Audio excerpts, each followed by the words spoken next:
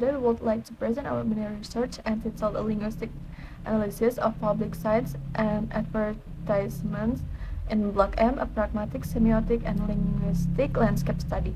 This research analyzed the 10 public signs and advertisements found in Block M area Jakarta.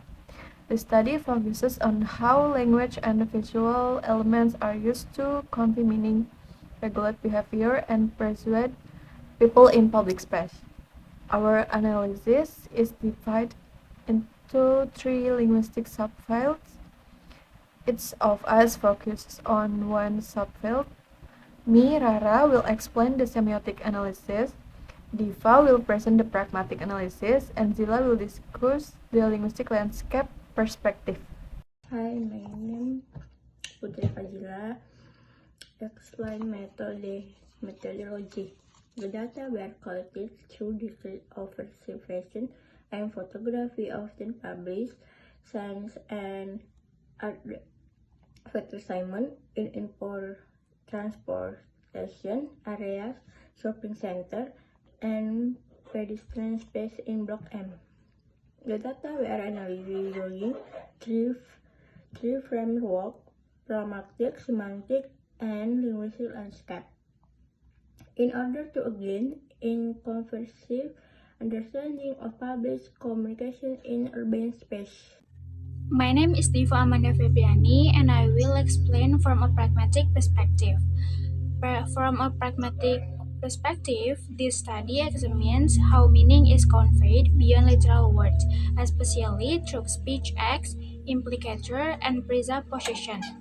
Mass public sign in Block M function as directive speech acts, even when they do not explicitly give commands.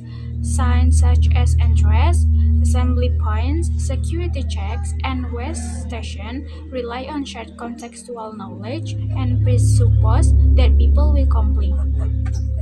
In advertisement, indirect directives are commonly used. Expressions like get 30% off, shop around, and snap your pic encourage action in a friendly and progressive way.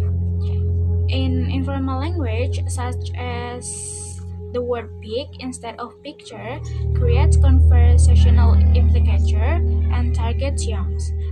Overall, pragmatic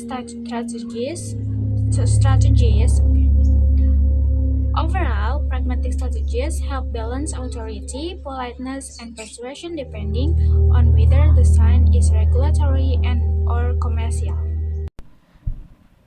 In this video, I will present our mini research findings focusing on the semiotic analysis of public signs and advertisements in the Block M area. First, I will briefly introduce the research topic and data. The study examines public signs and advertisements found in Block M, Jakarta. The data consists of 10 signs collected from public transportation areas, shopping centers, and other public space. 3 signs were selected because they combine linguistic elements and visual symbols, which makes them suitable for semiotic analysis. From a semiotic perspective, public signs function as a system of signs that convey meaning through text, image, colors, symbols, and layout. Semiotic analysis focuses on both denotative meaning, which is the literal meaning, and connotative meaning, which reflects social and cultural values. Based on the findings, there are 3 main semiotic patterns in the public signs. First, the use of icons and symbols plays a central role. Ross prohibition signs, recycling symbols, QR codes, and pictograms act as iconic and indexical signs that help audience understand message quickly without relying solely on language. Second, color is powerful semiotic resource. Green is commonly used in safety signs such as assembly point, connoting safety and permission. Red appears in security check signs to symbolize danger, restriction, and authority. Bright colors like pink and purple in mall signs connote leisure, youth culture, and entertainment, transforming functional into lifestyle-oriented environments. Third, linguistic elements also carry symbolic meaning. English expressions such as hang out, snap your pic, and a cozy cup for moments that matter function not only as informational text but as symbolic signs that represent modernity, global identity, and emotional lifestyle values. In advertisements, language is used to create connotative meanings related to comfort, togetherness, and personal experience.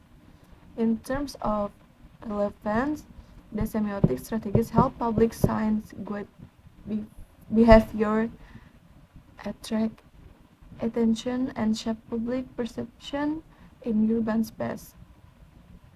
Meaning is constructed through the interaction of visual and linguistic signs rather than through text alone. When integrated with other subfields, semiotics works together with pragmatic, which explain how signs function as directives or persuasive acts, and linguistic landscape, which explain language choice in public space. This integration shows the public communication block M is both visually and linguistically meaningful. That is all for my presentation. Linguistic landscape. Linguistic landscape study language choice and the social meaning in public space. The data show that English and Indonesia are frequently together in Block M. English appears in three main foundations in information, regulator, and symbol in public servicing such as assembly point and web station. English functions as understands international level, while Indonesia points detail local industry. In commercial space, English meaning service and symbol functioning and representing modernity, race, and urban lifestyle. Experience like hang out, join our fun, and let's go car, comfort, represents your culture and global branding. This is linguistic landscape, so that English does not replace Indonesia, but coincide with its constructs and modern and cosmopolitan urban identity.